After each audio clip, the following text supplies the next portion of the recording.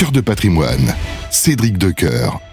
Place maintenant au private equity.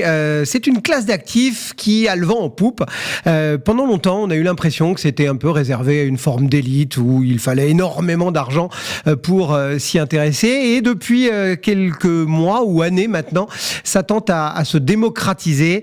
Et une des meilleures représentantes de cette classe d'actifs est avec nous aujourd'hui. Estelle Dolla, bonjour. Cédric. Merci d'être au rendez-vous, présidente et cofondatrice de Private Corner. On va donc vraiment s'intéresser à cette classe d'actifs, mais d'abord, dites-nous quelques petits mots sur Private Corner. Qui êtes-vous ? Donc, moi, je suis Estelle Dolla, présidente et cofondatrice de Private Corner. Et Private Corner, c'est une société de gestion qui a reçu son agrément AMF en novembre 2020.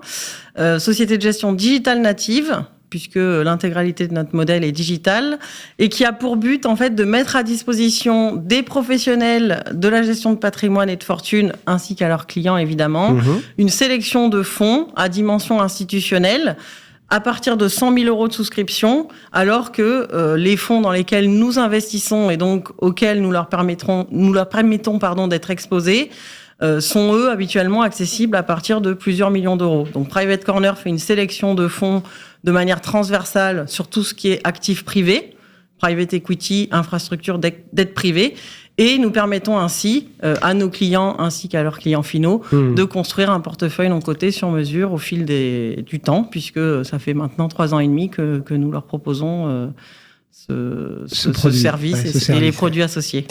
Justement, qu'est-ce que c'est finalement que ce private equity dont on parle tant ? Alors, on va dire, comme j'expliquerai à mon fils de 10 ans... Oui, c'est bien. Le non-coté, c'est le fait d'investir au capital de sociétés qui ont besoin de financement et qui ne sont pas accompagnées par les banques, qui ne sont par ailleurs pas cotées sur les marchés, pour se développer. Donc ça peut être du financement en actions ou du financement au travers de la dette.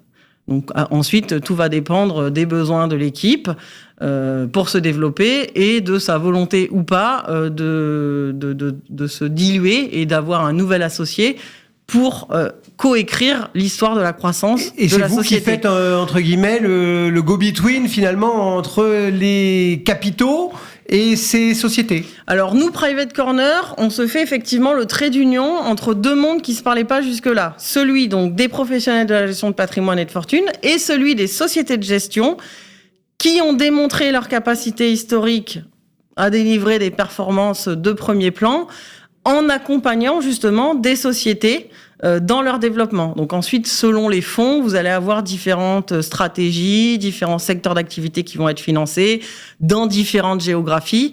Et donc, nous, on investit dans des fonds qui eux-mêmes investissent dans un portefeuille de sociétés en direct qui ne sont donc pas cotés en bourse. Ouais, vous le rappelez, on est sur la vie des entreprises, sur la vie de l'économie réelle, mais on n'est pas sous la coupe des marchés. Aujourd'hui, du coup, ce marché, puisque c'en est pas un, mais c'en est un quand même, il se porte comment ? Quel est un petit peu le climat, l'ambiance actuellement ? C'est un marché qui est forcément très, très lié à l'économie en général, puisque on dit souvent que les fonds de capital investissement financent l'économie réelle. Donc, pour autant, c'est un marché qui n'est pas sujet aux évolutions et à la volatilité des marchés financiers. Si on regarde l'actualité récente, vous avez eu des élections européennes hier et vous voyez bien les impacts immédiats sur la bourse aujourd'hui. Pour autant, les sociétés n'ont pas perdu la valeur qu'on leur prête qu'elles ont perdue entre hier et aujourd'hui. Le non-coté, c'est une classe d'actifs qui s'inscrit plus dans du temps long et qui est donc moins sujet aux aléas macroéconomiques, puisque justement, les fonds, ils ont le temps d'identifier les bonnes entreprises pour les aider à croître non seulement en croissance organique, mais aussi en mettant en place des politiques de croissance externe. Et donc, ils ont le temps d'investir au bon moment et ils ont le temps aussi de choisir le bon moment pour cristalliser la valeur. Donc, c'est vraiment ça la principale différence avec les marchés cotés. Mais en aucun cas, il s'agit d'opposer le coté et le non-coté, puisque nous, notre ambition, c'est de faire en sorte que le non-coté s'inscrive à part entière dans la diversification du patrimoine des clients privés, en complément de ce que les professionnels de la gestion de patrimoine peuvent leur conseiller depuis plusieurs années. Justement, Estelle, est-ce que vous auriez quelques clés, quelques idées, forces à donner finalement à nos CGP, et puis peut-être aussi plus directement de l'instiller à leurs clients, pour aborder finalement cette classe d'actifs? Qu'est-ce que vous leur donniez, je sais pas, 2, 3, 4 conseils? Alors, nous, de manière générale, comme je viens brièvement de l'évoquer, le premier point, c'est d'être capable de s'inscrire dans du temps long, puisque ce sont des fonds fermés, qui donc ne sont pas liquides. Donc pas d'aller-retour intempestif. Exactement. En tout cas, la manière dont Private Corner a choisi de le proposer, puisque c'est vrai que maintenant, vous avez énormément de propositions et de produits qui vous permettent d'aborder le non-coté. Nous, le positionnement que nous avons choisi, c'est d'essayer de donner aux clients privés une expérience qui soit la plus proche possible de l'expérience des clients institutionnels. Donc, d'aller souscrire dans des fonds fermés qui ne sont pas liquides, en partant du principe justement que c'est une classe d'actifs qui s'inscrit dans du temps long, et qu'il n'y a pas de market timing pour prendre des positions, et d'autant que l'intérêt, c'est de venir prendre ses positions régulièrement pour aussi lisser ses points d'entrée et venir lisser son risque. Mais tout ça... Ça veut dire qu'il faut se dire, je suis là pour porter quelque chose longtemps, et presque, entre guillemets, je vais pas appeler tous les 8 jours pour avoir une valo, faut que je sois capable un peu de pas d'oublier mon produit, mais pas loin. Pas loin. Le point central, c'est vraiment d'être accompagné pour le faire, par justement des gens qui ont les bons partenariats, et ceux qui sont capables d'aller trouver les bons fonds.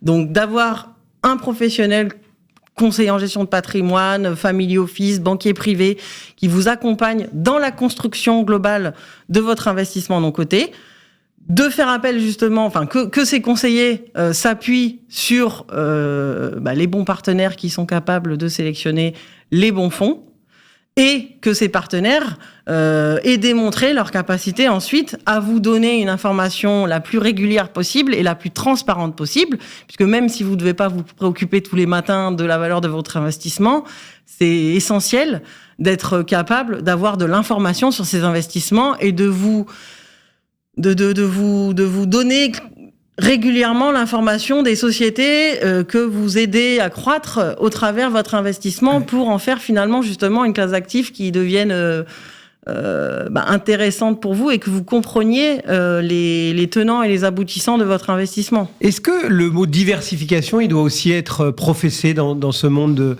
du private equity? Comme dans toute gestion de patrimoine, c'est un point crucial, et c'est vraiment pour cette raison que nous nous attachons à proposer une sélection de fonds qui soient diversifiés et complémentaires, avec des niveaux de risque-rendement plus ou moins importants selon les stratégies que nous allons proposer, de façon à ce qu'ensuite le conseiller en gestion de patrimoine soit le plus à même d'apporter un conseil en parfaite adéquation avec les besoins et les attentes de son client sur une classe d'actifs donnée qu'est le non-coté. En gros, c'est quelle part de mon patrimoine qu'il faudrait que j'ai en private equity, si on part sur une bonne allocation vue par Estelle Delat? Alors, tout va. En Europe, on est vraiment très très loin des niveaux qu'on a pu observer outre-Atlantique, qui est une population qui est beaucoup plus mature au risque, que nous etc. le sommes exactement pour l'instant en Europe. Nous, on est bercé au fonds euro et au livret A. Après, il y a un vrai sujet d'équilibre risque-rendement et de niveau global de patrimoine financier hors immobilier. Et d'épargne finalement qui n'est pas de l'épargne de précaution que l'on peut allouer à la classe d'actifs. Donc j'aurais tendance à dire que selon les profils de risque des clients qui vont souscrire à cette classe d'actifs, on peut avoir une fourchette qui va se situer entre 5-10% jusqu'à 20-30% pour les patrimoines financiers les plus importants. Donc après, c'est là justement aussi toute la valeur ajoutée du conseil pour vous placer le bon niveau de patrimoine sur cette classe d'actifs. Et ne pas le faire tout seul. Qui ensuite, finalement, va être vertueuse dans le sens où nous fonctionnons également par appel de fonds, comme le fonds historiquement, donc les fonds à dimension institutionnelle, L'idée étant, on s'engage sur une somme donnée d'investissement, somme qui va être appelée au fur et à mesure des besoins de financement dans les sociétés sous-jacentes. Et donc, si vous vous dites qu'on doit prendre des positions de manière régulière, finalement, à l'année 5, par exemple, vos distributions des investissements qui auront été pris en année 1 vont financer les appels de la même année. Donc, en fait, ensuite, une fois que vous avez amorcé... Vertueux. Exactement. Et ben voilà, un petit éclairage proposé sur ce monde du private equity par Estelle Dola. Merci d'être passé nous voir. Merci beaucoup, Cédric, pour avec plaisir. Private Corner sur Radio Patrimoine. Cœur de patrimoine, Cédric Decoeur.